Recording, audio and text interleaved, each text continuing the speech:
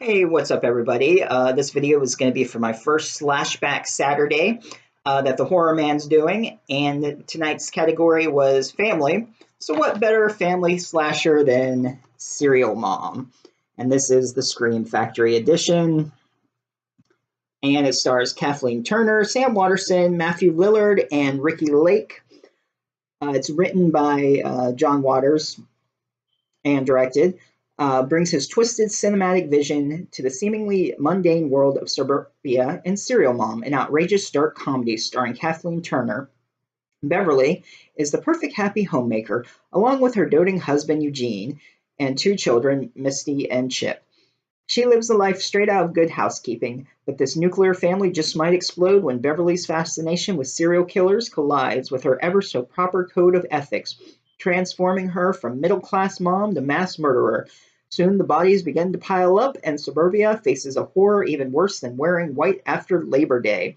Featuring appearances by Mink Stoll, Suzanne Summers, Tracy Lords, Serial Mom is a bloody hilarious tale that's as American as Motherhood, The Flag, and Apple Die. So this, I will be talking about a bit more than I did Toy Box, since that was a newer one in my Friday Fright review.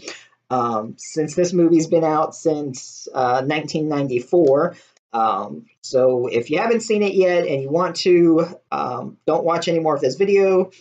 Otherwise, I'm going to tell what I talk a lot about it here, and a bunch of kills and everything in it, and who dies and how. And so, spoilers. So it starts out with them all, the family at the breakfast table. Everything seems normal. The husband's a dentist, so they don't allow sweets or chewing gum in the house or anything. And there's a knock on the door, and two police officers come in, and they ask about anything suspicious. They were telling about a neighbor down the road, Dottie, who's been getting threatening phone calls and someone's been in letters with obscene names. So they open it up, and it's calling her, I believe it was pussy face or cocksucker, pussy face cocksucker, something along those lines. So adult language. And I'm sorry, did I offend you? As I wear my Deadpool shirt. So anyway, they're all like looking at it, and she's like, "Oh, officer, I've never even used the P word." And when the cops came in too, what was funny is she made the one cop spit out the gum in the house, and he actually did. So everything seems normal to them. She's like a little over the top happy, and she's even talking about how the birds outside, and she's like making their call, woo-wee, woo-wee, woo-wee, which was pretty funny. So she seems normal, crazy, yet normal in a crazy way, if that makes sense.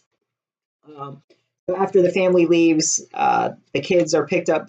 The daughter is picked up by a guy that she likes, that she wants to be her boyfriend, to go to like sort of like a flea market or trade show. She sells stuff.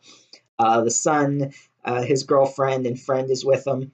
The son and girlfriend are both really into horror, which I'll tell you plays a little part later on, what I was going to say, or what I'm going to say.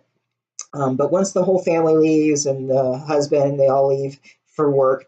Once Beverly's alone in the house, we see her go up to her bedroom and make a phone call to Dottie, and she starts calling her all these names again, cussing at her and freaking her out. And then she calls back to pretend to be from the phone company, and then changes her voice again.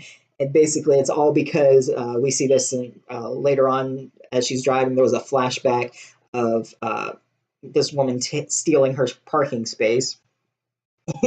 And she also has like a fascination of serial killers. Later, they find some books that she had thrown away, and her husband goes through and finds a tape. I believe it was like from Ted Bundy, and Richard Spark had a picture in there.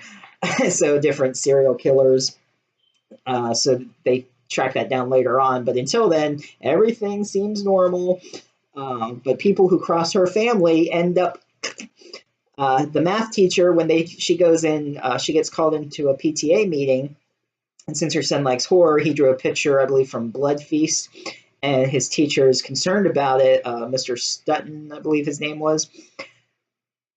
And he's asking these questions like, did your son ever torture animals when he was a kid? Or the sick fascination of horror. I suggest that he needs therapy, not knowing he's really talking to the crazy woman who needs help or locked away, whatever needs to be done with her. So after the meeting, she's waiting outside in the school parking lot. She runs him down with the car, puts it in reverse, and drives over him again. And it's witnessed by this stoner girl who later on plays a part in court, since she's stoned, and she's even stoned in court. It helps her get away with murder. Then the daughter's boyfriend who cheats on her gets killed next. So while Beverly is at a friend's house and Dottie is there too, she's like, "Oh, is that Pussy Willows?" And she's like freaking her out while the other friend is talking, who has like a Fabergé egg, glass egg, however you say that, Fabergé, I believe. So she throws it down while the other friend's back is turned, making her look crazy and like, "Oh, how could you do that?" And she's like, "Oh, she called me a pussy," making her look crazy. So they run off to the show where the daughter is, and she was like, "Let's go get another one." And while they're at the show, Misty, the daughter, sees the guy she likes with some other girl there, and who is played by Tracy Lords. That's her cameo in that. And she's, sitting with her daughter while the woman who wants to buy a new egg, the guy cheats her, saying how it was like $100. So she switches the price tag and she buys a fire poker, which comes into play after she brings it over.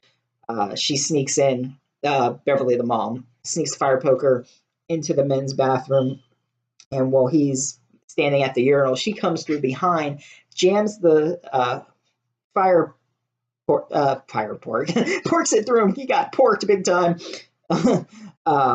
So she rips out his like liver, and it gets all over the gore. And she comes out, and her friend thinks that she stepped in dog crap and everything, wipes it off. And so that's when the police start to get more suspicious, because everyone that has died has connection to the family. And they go through her trash and they find the magazine. So everything, the pitchfork, the fire poker. I cannot talk today. I'm so glad I don't have to go into work till tomorrow afternoon. So sorry about that. Now I'm rambling. Maybe I need a Red Bull, or not. Maybe I'm just hyped up enough. Well, talking about serial killer movies does that. It just love it. So the cops are suspicious of her. She and her kids are. He thinks it would be kind of cool. And the friend, what was his name? The brother's friend. I'm sorry. Let me bring it up here. Is also one of the victims, Scotty. They think that the Beverly's going after him, and he gets caught. He's watching some adult video, getting off on it, and they all bust in on him. And she actually ends up killing this other couple. She sees them eating like a turkey or chicken, and she likes birds. So she ends up sneaking into the closet, stabbing the wife with scissors, going after the husband, drops the air conditioner unit on him. So she gets away with that.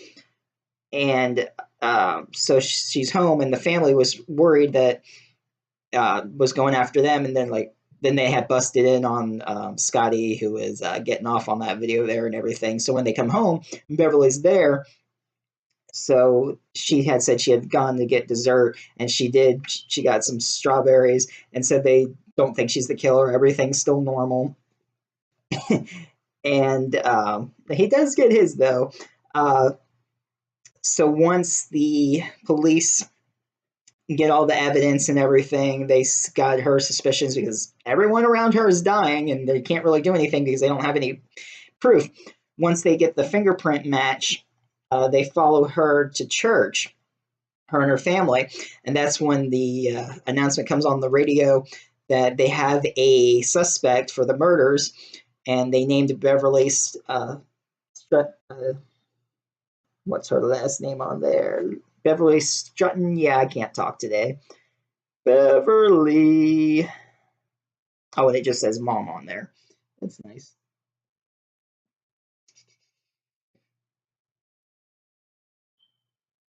Well, their last name isn't important, but anyway, they named her as the suspect. And Chip thinks it's all cool being a horror fan, how his mom's the killer. And he's asking her, "Are you really a serial killer?" And she's all like, "Oh, the only cereal I know is Rice Krispies." And she's still playing this off, even though they got like 20 cops following her. And Misty is all like, "No, I'll never get a boyfriend." And they're heading off to church, and everyone's freaking out, looking at them, can't believe that they're coming into church. And the cops are still hanging back, and then they get the okay that the fire poker and the magazines and the books and everything match. So they go to arrest her at the church, and she sneezes onto this baby's face, and the woman screams, and everybody starts running, and then some fights break out. So she's sneaking out of the church, and her son and son's girlfriend end up helping her out, and they take her to the video store, and they sneak her out because they think it's cool, saying how she's going to need she Beverly asked if she needs a lawyer. She's like, "You're going to need an agent," and they all think it's cool, all the publicity and the hype of her being called serial mom. And they take her and hide her at the video store. So, and they had stolen Scotty's car, so he's trying to get after them to get his car back. And once they're at the video store, they hide her, like some shelves are open up into the back. It's kind of a weird closet. So Beverly goes back there, and then I believe Jennings comes in, this woman who, or was it Eckerman? Yeah, or Jensen, not Jennings, Miss Jensen comes in. She returns a movie, Ghost Dad, but she doesn't rewind it. And Chip tells her how you're going to be fined $1 for not rewinding. It's the rules. I'm going to charge you this time. And she's all mad. She's like calling her son a psycho, blah, blah, blah.